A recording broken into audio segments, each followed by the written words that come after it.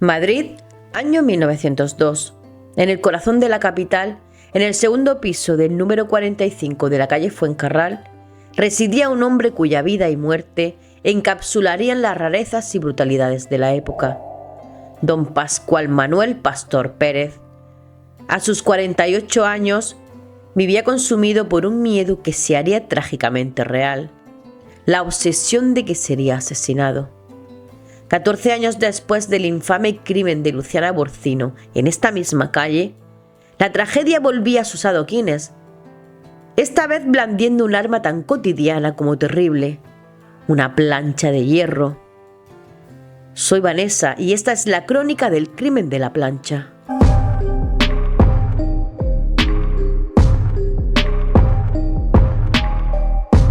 Para comprender este crimen, nos sumergiremos brevemente en el Madrid de 1902. Una España que entrenaba mayoría de edad de Alfonso XIII, pero arrastraba las heridas del desastre del 98.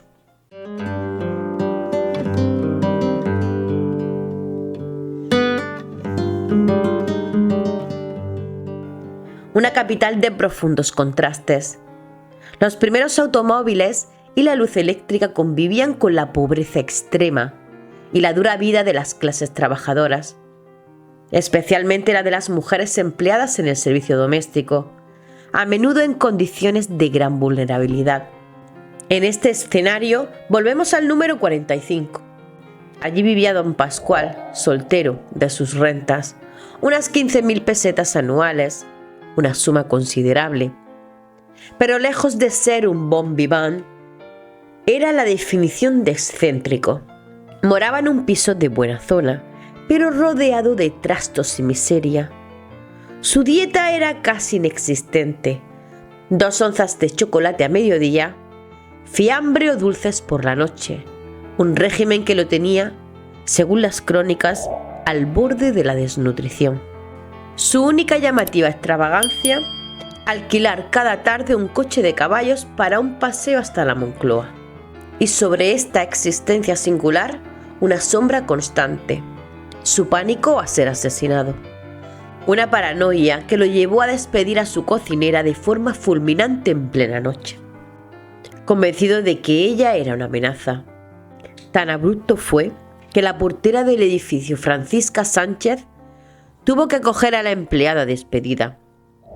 Don Pascual, irónicamente, alejaba a una posible protectora, porque no se quedó solo. A su servicio como criada interna y única compañía en la casa, y en esos peculiares paseos en coche, estaba Cecilia Aznar, una joven de 23 años, llegada de Denia, viuda, con un hijo a cargo de su familia y rumores de una vida libertina a sus espaldas. Buscaba un futuro en Madrid, pero encontró un patrón excéntrico y un destino trágico.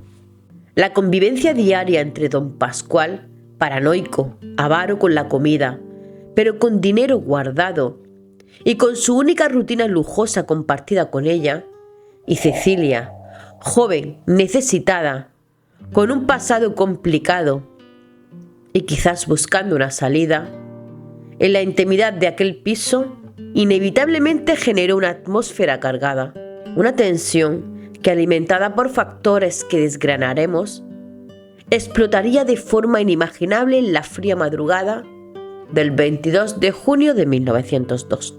Alrededor de las 5 de la mañana, mientras don Pascual probablemente dormía, Cecilia Aznar tomó una pesada plancha de hierro macizo. Con brutalidad, golpeó repetidamente a su patrón en la cabeza, hasta 12 veces, según las crónicas, causándole la muerte casi instantáneamente. La escena que dejó atrás era espantosa: don Pascual sin vida en su cama, empapado en sangre, con la cabeza destrozada. Bajo el lecho quedó el arma homicida, con el mango inclinado y restos adheridos. En la alcoba, un cubo y un delantal también manchados sugerían un intento fallido o abandonado de limpieza. Pero las acciones de Cecilia inmediatamente después revelan una frialdad desconcertante. Según su propia confesión, se sentó a comer galletas. Tras este acto casi surrealista, escribió una carta a su novio, introduciendo en el sobre, junto a un billete de 100 pesetas, que era parte del botín, un mechón de su vello púbico. Detalles macabros que ofrecen una ventana a su estado mental en esos momentos. La brutalidad del acto conmocionó, pero la pregunta clave era ¿por qué? ¿Qué llevó a Cecilia a tal extremo? Dos móviles principales cobraron fuerza. El robo era la hipótesis más sólida. Cecilia sabía que don Pascual tenía dinero. El día anterior lo vio guardar 12.000 pesetas en un estuche. Una fortuna para ella. El llevarse el dinero y enviar parte a su novio apuntalaba esta teoría. El abuso o la venganza. Sin embargo, los rumores sobre la relación entre el patrón excéntrico y la criada persistían. ¿Sufrió Cecilia abusos o acoso? ¿Fue una explosión de rabia contenida? Aunque sin pruebas directas, la posibilidad de un crimen pasional o de defensa no se descartó. Fuera cual fuese la combinación de motivos, Cecilia actuó rápido tras el crimen y sus extrañas acciones posteriores. Recogió sus pertenencias, la portera la vería salir con 2 cajas, se apoderó del botín principal, las 12.000 pesetas y 4.000 francos, y antes de abandonar Madrid pasó por correos para enviar la carta a su novio. Luego se dirigió a la estación del mediodía para tomar un tren e iniciar su fuga. Horas más tarde, esa misma tarde del 22 de junio, la ausencia de don Pascual alertó a la portera Francisca Sánchez, quien ya sospechaba por los movimientos matutinos de Cecilia con las cajas. Avisó a un familiar de la víctima y juntos con un cerrajero forzaron la entrada. Se toparon con la dramática escena. La noticia del crimen de la plancha estalló en Madrid. Otro crimen en la calle Fuencarral. La conmoción fue inmediata y la policía tenía una sospecha clara, pero fugada: Cecilia Aznar. Comenzó la caza, pero la policía se enfrentó al problema de la falta de una fotografía reciente de Cecilia. ¿Cómo buscarla eficazmente? Y aquí entró en juego la prensa, con blanco y negro y Torcuato Luca de Tena a la cabeza, lanzándose a una carrera casi detectivesca para ponerle rostro a la fugitiva más buscada de España. Para ello envió a Denia, la localidad natal de Cecilia en Alicante, a uno de sus reporteros estrella, Manuel Asenjo Pérez, un hábil redactor y fotógrafo.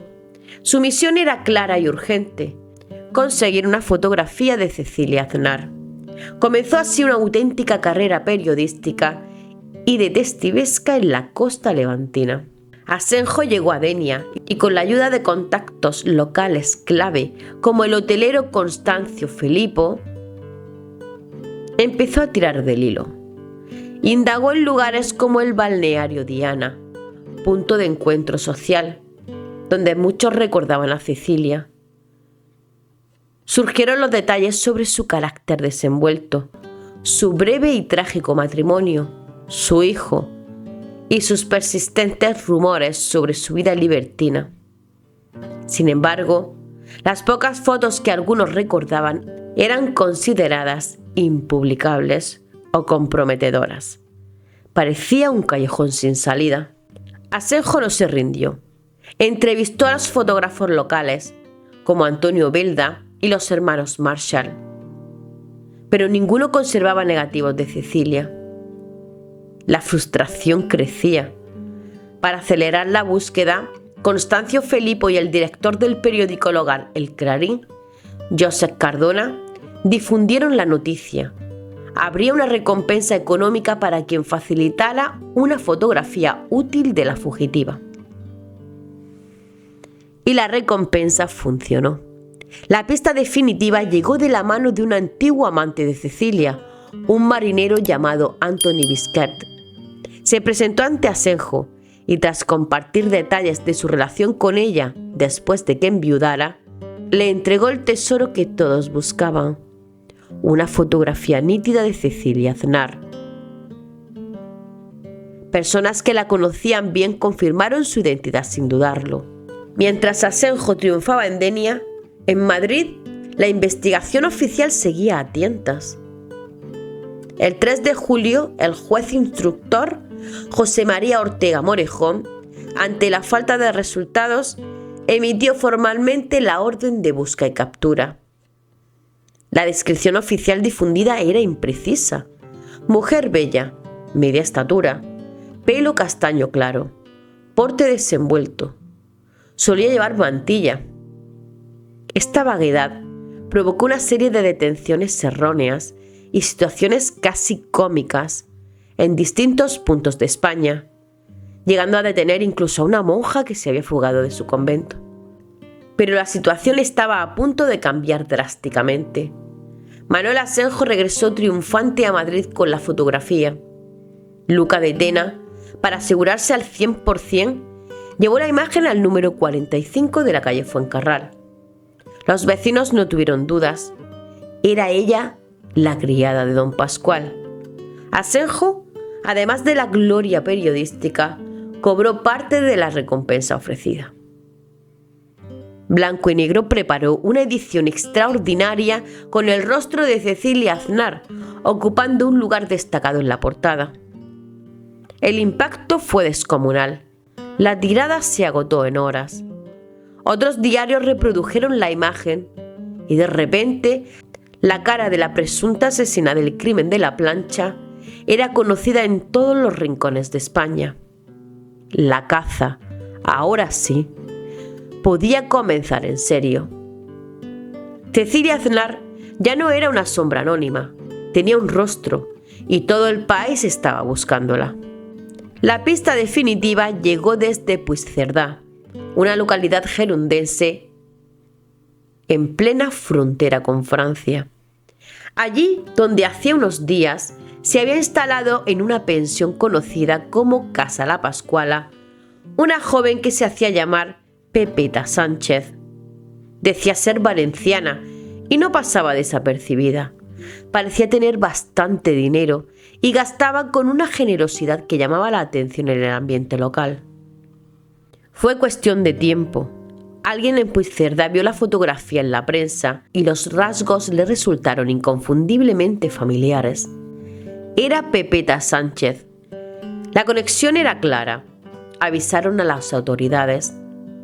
En la tarde del 9 de julio de 1902, poco más de 2 semanas después del crimen brutal de la calle Fuencarral, la Guardia Civil llamó a la puerta de su habitación. Al abrir, Pepeta se encontró frente al sargento Piernas Muñoz y 2 agentes. No hubo escapatoria. Viéndose descubierta, confesó de inmediato su verdadera identidad. Era Cecilia Aznar. Pronto se supo cómo había llegado hasta la frontera.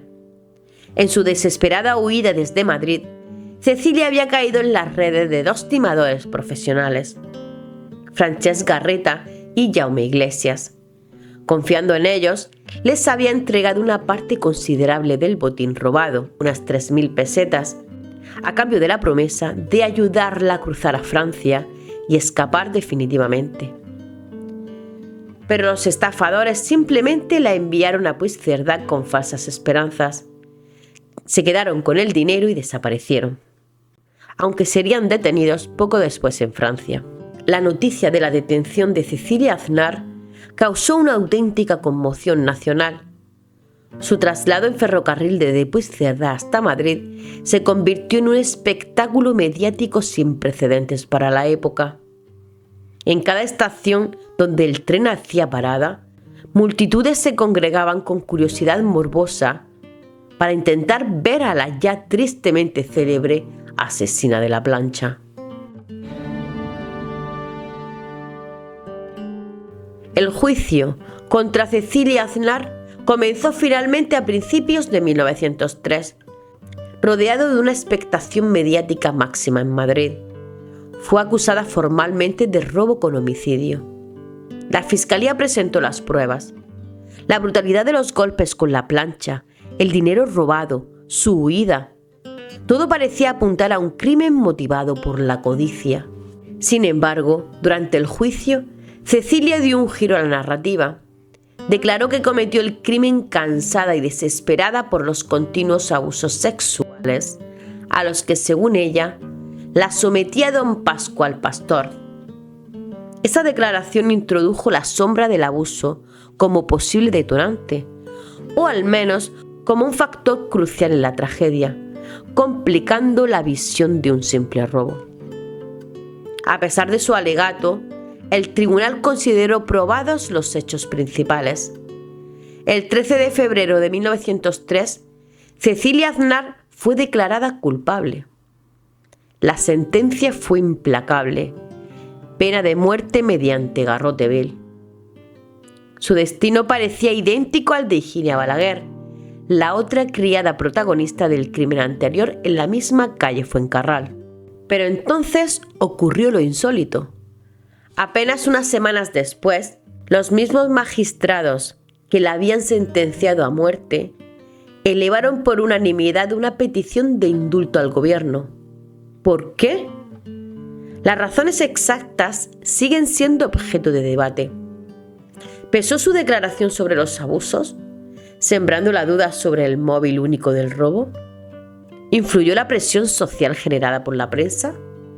¿O quizás su juventud y su condición de madre viuda actuaron como atenuantes en la conciencia de los jueces? Fuera cual fuera la causa, la petición fue atendida. La pena capital fue conmutada por la de cadena perpetua. Cecilia esquivó el garrote en el último momento e ingresó en la prisión de mujeres de Alcalá de Henares para cumplir una condena que se preveía de por vida. Dentro de aquellos muros vivió durante décadas.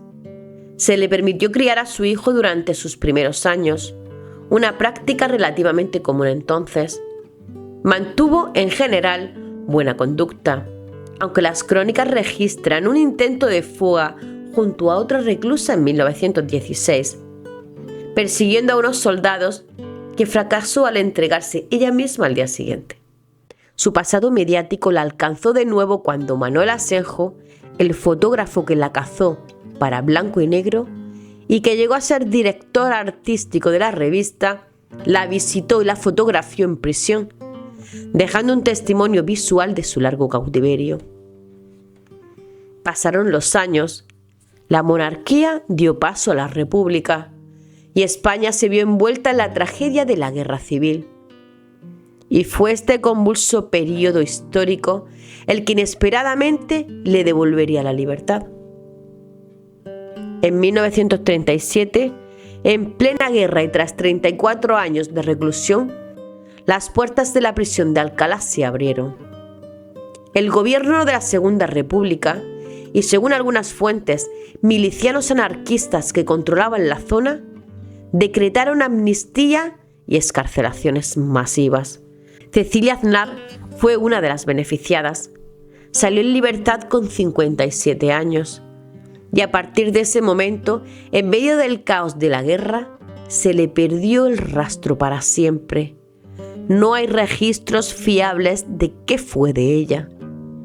La mujer que protagonizó uno de los crímenes más sonados de principios de siglo se desvaneció en la historia. Y así concluye la turbulenta y trágica historia de Cecilia Aznar. Una historia impactante, ¿verdad? Con muchos matices y todavía hoy preguntas sin respuesta definitiva sobre las motivaciones reales de Cecilia. ¿Qué pensáis vosotros? ¿Creéis que fue un crimen puramente por robo? ¿O que la posible situación del abuso fue detonante principal?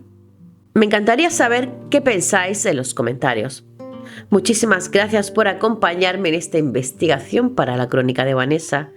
Si os gustan estas crónicas detalladas de casos españoles, vuestro like y sobre todo vuestra suscripción al canal me ayudan muchísimo a seguir creando este contenido. Nos vemos en la próxima crónica.